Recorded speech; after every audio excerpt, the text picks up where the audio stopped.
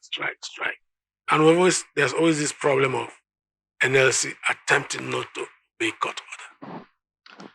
Well, I think that for me, it's actually an act of insensitivity on the part of government to always go to court when NLC threatens strike, especially if the government is at fault. If government have made promises to these workers, it's always about promises and breach. Government should fulfill its promises to the workers.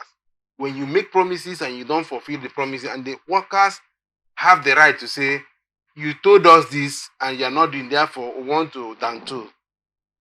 And when they want to down tool, you say no. You go to court and you get court injunction, and then you want to force people to see.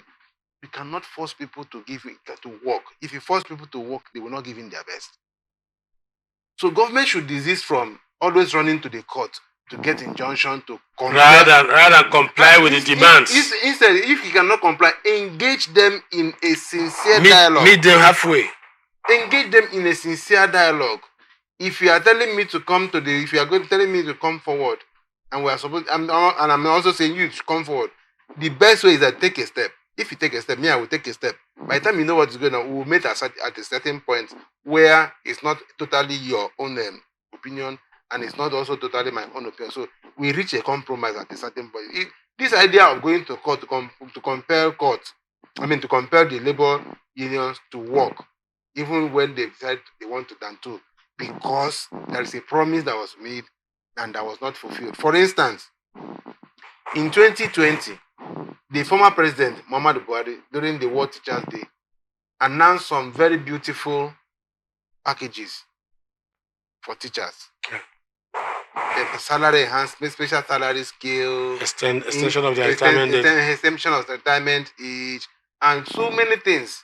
And the whole world was clapping that right now the teachers will be properly taken care of. In fact, their reward will now be on earth, not in heaven.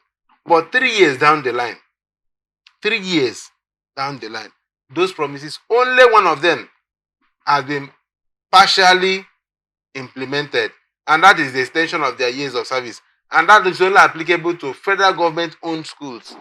The other special salary package and all the other promises that were made by the president then, all as of today, are still not yet attended to. And tomorrow, if the teacher say, on the basis of the promises you made to us that you have not fulfilled, we are withdrawing our services until you give us that you say you are going to give to us, government will go to court and compel teachers to go to class to go and teach.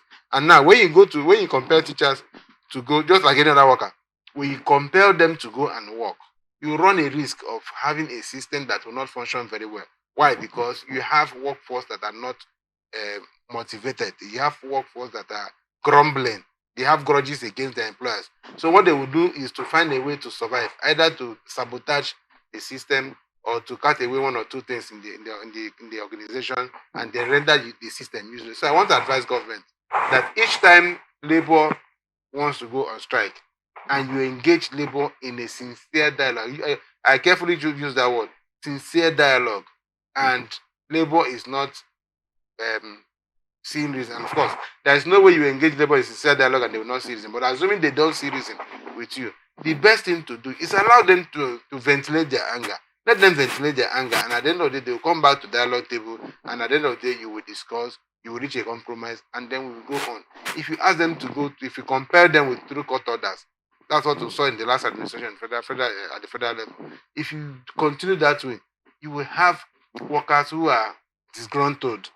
And when you have workers who are disgruntled, it will affect your productivity. Even the idea of going on strike is an embarrassment to government. You could kind of demarcate your government and makes your government look irresponsible. Because nobody goes on strike because government is doing well. Exactly.